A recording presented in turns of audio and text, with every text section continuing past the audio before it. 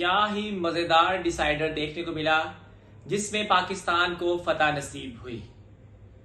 West Indies की team Australia से series हारने के बाद पाकिस्तान से भी T20 सीरीज हार गई, जबकि यह सीजन अभी तक वेस्ट इंडीज के हक में नहीं जा रहा, क्योंकि होम कंडीशंस के ऊपर भी वेस्ट इंडीज लगातार हारती जा रही है। जी, तो पाकिस्तान की सलमान अली आगा के दौर के अंदर और माइक हैसन के अंडर ये तीसरी सीरीज थी, जबकि पहली बांग्लादेश के साथ पाकिस्तान जीत गया, दूसरी बांग्लादेश से हार गया और तीसरी वेस्ट इंडीज से जीत गया। जी, तो अगर मैच की बात करें, कल के मैच की, तीसरे और आखिरी T20 मैच की, जिसमें क्या ही फिनोमिनल इनिंग्स खेली साहिबजादा फरहान और साइम अयूब ने।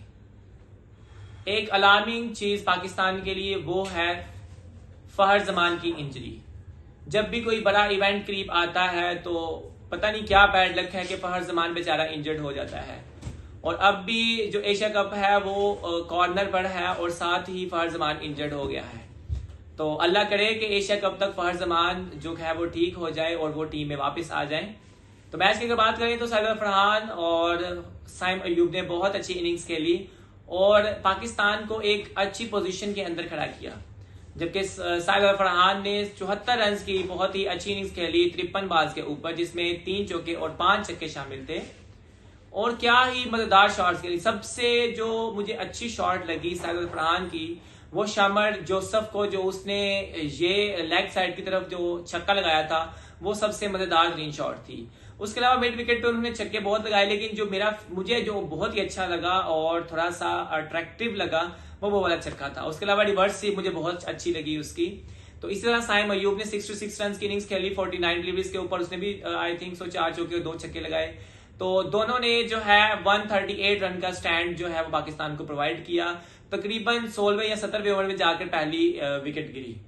तो एक अच्छी पोजीशन के अंदर छोड़ा था पाकिस्तान को उन्होंने, जबकि जब इतने ओवर हो चुके थे तो स्ट्रेटजी को चेंज करना पड़ा पाकिस्तान को सिचुएशन के अकॉर्डिंग। तो जिसके लिए 1 डाउन आए हसन नवाज, और हसन नवाज जिस फॉर्म में वो चल रहे हैं, आते उन्होंने एक अलग छक्का एक चौका लगाया और 15 स्कोर किया उन्होंने 7 डिलीवरीज के ऊपर। तो एक अच्छा कैमियो पेश किया हसन नवाज ने।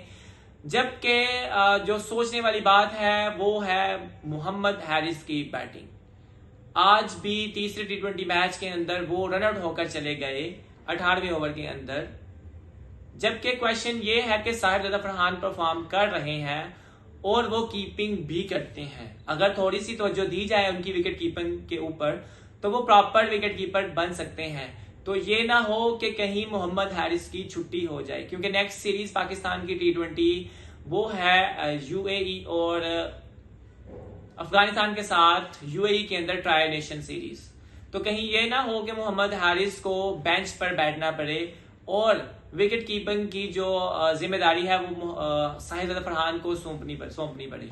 तो ये एक उसके लिए खुद से ही क्वेश्चन है कि वो अपनी फॉर्म को जल्दी से जो है रीगेन करे ताकि टीम का परमानेंट मेंबर बन सके। और उसके बाद आए खुशदिल शाह, उन्होंने भी एक आधा चौका एक छक्का लगाया, फहीम अशरफ ने लगाया। तो इस तरह से छोटे छोटे कैमियोज 2-3 मिले और पाकिस्तान का जो मजमूई स्कोर है वो 189 हो गया। तो इसी तरह अगर वेस्ट इंडीज की बॉलिंग की बात की जाए तो शामर जोसफ वो बहुत महंगे रहे 4 ओवर के अंदर 57 स्कोर लगा उनको, 57 स्कोर। जबकि उसके अलावा मैरी शेफर्ड वो भी महंगे रहे, 2 ओवर के अंदर 20 स्कोर लगा उनको। उसके अलावा जेसन होल्डर ने 1 विकेट हासिल की, इसी तरह एक जोसफ ने और एक और, इसी तरह सिर्फ 3 ही आउट कर सके, जबकि हारिस जो है वो रन आउट हुए थे। तो जब वेस्ट इंडीज की टीम बैटिंग के लिए आई और पावर प्ले के अंदर पहले ही ओवर में जब 16 स्कोर लग गया, दूसरे में भी अच्छा सा स्कोर लगा, तो ऐसा लग रहा था कि मैच बहुत जल्दी फिनिश हो जाएगा। लेकिन थैंक गॉड के पाकिस्तान टीम ने कम बैक किया और वेस्ट इंडीज की जो विकेट्स हैं वो रेगुलर इंटरवल्स में गिरती रही, और जिसमें बहुत बड़ा हाथ है पाकिस्तानी स्पिनर्स का। तो इस तरह से पाकिस्तान ने जो है वो दोबारा को मैच जो है वो अपनी तरफ लेकर आए, जिसमें जो है एली कैथनेस और जेवल एंड्रयू ने स्टार्ट तो बहुत अच्छा किया था, लेकिन जेवल एंड्रयू जल्दी पवेलियन वापस चले गए। हारिस रऊफ ने उनकी विकेट ली। और हारिस रऊफ, आप लोगों ने कल नोट किया होगा, हारिस रऊफ ने जो सेलिब्रेशन की, इससे पहले तो बहुत अग्रेसिव तरह की जो है सेलिब्रेशन करते हैं, लेकिन जब बंदा कैरेबियन में खेल रहा हो तो कैरेबियन वाला तो कुछ ना कुछ प्रोटोकॉल बनता है ना।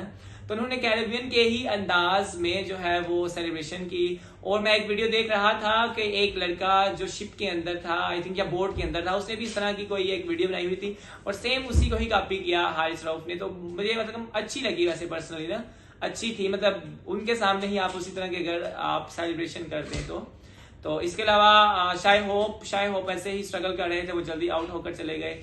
उनके बाद आए शर्फेन रदरफोर्ड, जबकि शर्फेन रदरफोर्ड ने भी 51 रन स्कोर किया और वो लास्ट ओवर में जाकर आउट हुए 20th ओवर के अंदर, जिस ओवर में 25 स्कोर बाकी था। शर्फेन रदरफोर्ड एक ऐसे बैट्समैन है कि वो 25 स्कोर कर सकते थे, थैंक गॉड के हसन अली ने उनको आउट कर दिया। तो इस तरह से, और सबसे जो बड़ी बात है मैच टर्निंग पॉइंट अगर मैं कहूं इस मैच के अंदर, तो वो थी सुफियान मुकीम की विकेट जिस पर उन्होंने जेसन होल्डर को आउट किया था। क्योंकि इन फॉर्म बैटर था, वो कुछ भी कर सकता था।